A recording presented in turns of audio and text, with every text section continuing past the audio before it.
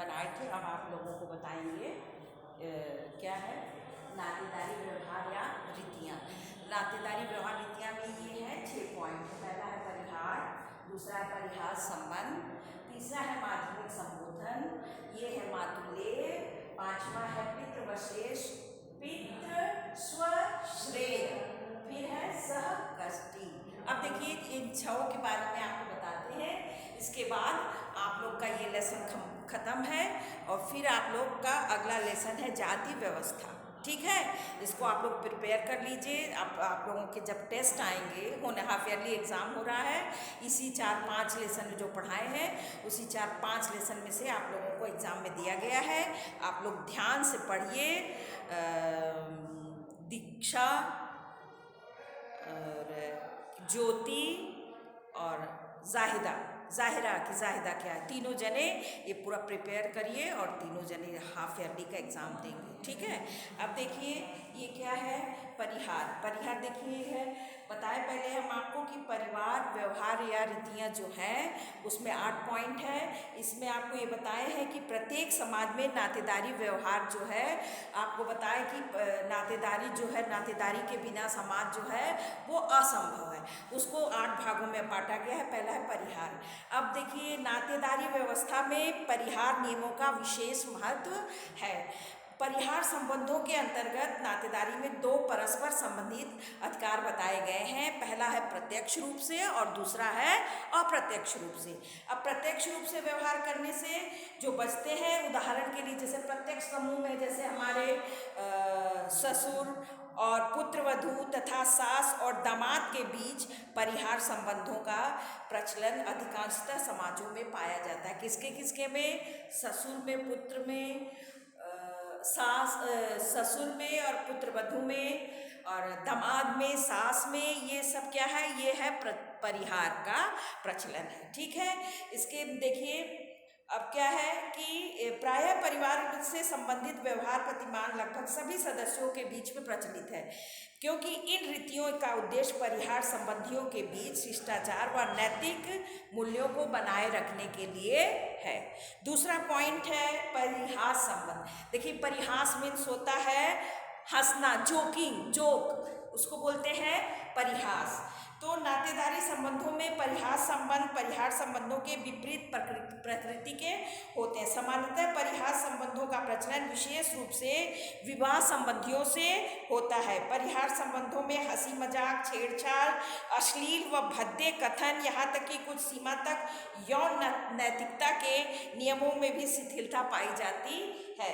R.K. Brown के अनुसार परिहार संबंध स्नेह और मित्रता का प्रतीक है। इससे संबंधी व्यक्ति हंसी मजाक और प्यार, मारपीट के माध्यम से प्यार और मित्रता को प्रदर्शित करते हैं। देखिए जैसे बोलते हैं ना, ननद और भाभी, देवर साली, ये सब क्या है? ये सब जो है ये है मित्र परिहास का संबंध है। इनके साथ हम देवर भौजाई, इन सब लोगों के साथ हम परिहास का संबंध स्थापित कर सकते हैं। तीसरा है माध्यमिक संबोधन। माध्यमिक संबोधन क्या है? माध्यमिक संबोधन व्यवहार का वह तरीका है जिसमें किसी संबंधों के संबंध हेतु किसी अन्य व्यक्ति को का माध्यम बनाया जाता है। जैसे देखिए पहले इस प्रकार के संबंधों का प्रचलन प्रायः उन समाजों में पाया जाता है जहां संबंधी का नाम लेना वर्जित होता है। उदाहरण के लिए हमारे समाज में अधिकांश पत्नियां अपने पति का संबोधन बच्चे के माध्यम से करती हैं। टॉयलर ने कहा है कि अध्ययन के ऐसी 30 जनजातियों को लेकर है जिसमें माध्यमिक संबंध प्रथा का प्रचलन है। देखो जैसे कि पत्नियां अपने पति को अपने बच्चे का संबोधन कहती है, जैसे कि पिंटू के पापा, चिंटू के पापा, मीन्स अपने डायरेक्ट उनका नाम नहीं लेती हैं, उनके अपने बच्चों का नाम लेकर के संबोधन करती हैं। इसको बोलते हैं माध्यमिक संबोधन। ठीक है, चौथा पॉइंट है मातुल्य नातेदारी व्यवस्था में मातुल्य संबंधों का प्रचलन मातृसत्तात्मक परिवारों में पाया जाता है। देखिए भारत में तो हमारे उत्तर भारत में सबसे क्या होता है? पितृसत्तात्मक परिवार होता है, लेकिन और जो जनजातियां नागा, साखी, खारो, इनमें जो है मातृसत्तात्मक परिवार होता है, वहाँ पर मातुल्य संबंधों का प्रचलन है। जैसे कि इस प्रकार के संबंधों में सभी पुरुष नातेदारियों में मामा सर्वोपरि होता है। मातृसत्तात्मक में मामा सर्वोपरि होता है। यही कारण है कि मातृसत्तात्मक समाजों में बच्चे अपने पिता के बजाय मामा का नाम इस्तेमाल करते हैं। इसलिए यहाँ पर मातुलेय संबंधों का ही प्रचार किया जाता है। देखिए, भारत में खासी और अमेरिका में हैंडा व कनाडा की क्रो जनजाति में ये मातुलेय संबंध पाया जाता है। ठीक, फिर है पितृस्व श्रेय। हमारे उत्तर भारत में पिता को ज़्यादा हमारा पितृसत्तात्मक परिवार है, इसलिए यहाँ पिता के नाम से ही परिवार जाना जाता है और यहाँ पर पितृस्व को अधिक महत्व दिया जाता है। कुछ समाजों में परिवारों के विशेष उत्सवों में बुआ को बहुत अधिक महत्व प्रदान किया जाता है, इसलिए यहाँ पर पितृ श्रेय संबंध पाया जाता है।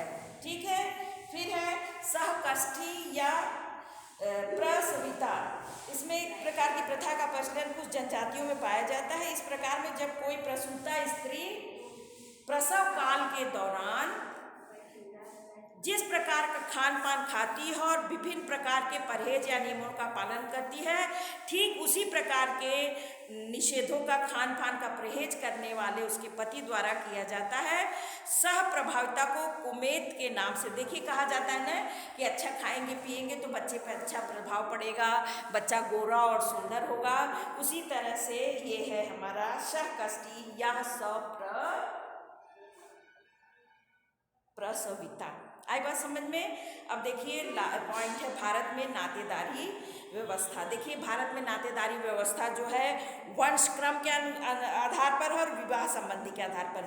वंश क्रम के आधार पर आपको बताए कि विद्वानों की मान्यता है कि नातेदारी व्यवस्था का प्रमुख आधार वंश क्रम है। व्यक्ति अपने वंश समूह की सहायता व पारस्परिक सहयोग के द्वारा अपनी सामाजिक आवश्यकताओं की पूर्ति करता है और नातेदारी समूह केवल पति पत्नी के बीच संतानों तक सीमित न होकर वंश समूह के लिए, देखिए कहते हैं ना कि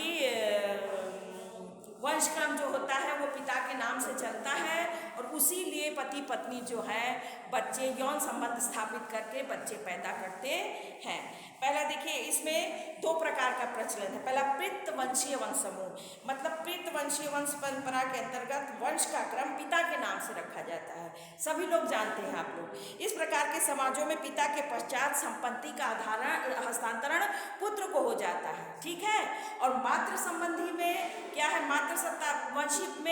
मातृवंशीय संबंधों के वंश क्रम का निर्धारण माता से पुत्री के लिए होता है और माता के बाद न रहने पर पुत्री का संपत्ति का हस्तांतरण पुत्री को होता है।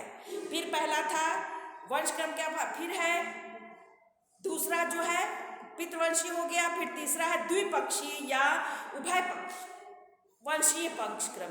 ऐसे समाज जिनमें मातृवंशीय और पितृवंशीय अर्थात दोनों के प्रकार के वंशों का समावेश होता है, इस प्रकार के नातेदारी व्यवस्था में वंश समूह का उपयोग होता है।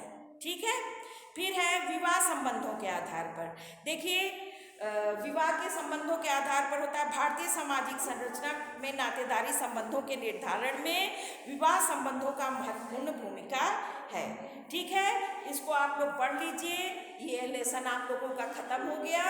अब मैं आप लोगों को अगला लेसन बताऊंगी और ये देखिए, पहले आप लोग उसमें पाठ्यसार पढ़ लीजिएगा, फिर उसके बाद यहाँ दिया गया है पूरा पाठ्यसार, फिर है अतिलघु उत्तरी, बहुविकल्पी उत्तरी, ये सब प्रश्न आप लोग देख लीजिए। जो नहीं समझ में आता है वो आप लोग पूछिए। ठीक है, फिर आप लोग एग्ज़ाम दीजिए हाफ ईयरली, तब उसमें आप लोग मेहनत से पढ़िए। तीनों लोग के लिए मैं कह रही हूँ, सब लोग पढ़िए और फिर मैं ये क्वेश्चन दूँगी। Okay, bye bye.